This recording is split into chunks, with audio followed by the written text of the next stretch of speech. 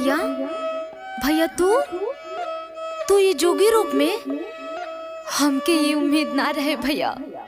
हमने से ऐसन कौन गलती भइल भैया, तू जोगी बन गईला। ई का कथू बहनी?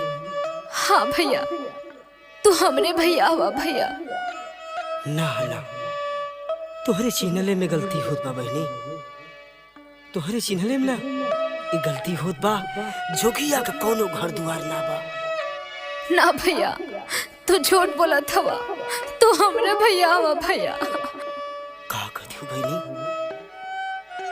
हमरा के बिछा दे दा, दूसर दुआर देखे बहनी। ना भैया, तू हमार पहले बात सुना भैया। सुनावा बहनी। कवने कारणवा भैया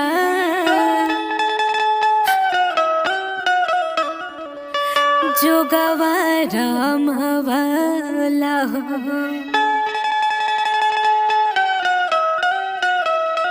भैया बोला बहनी।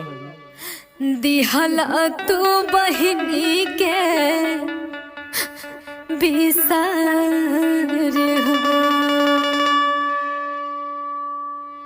भैया हमार बात सुना।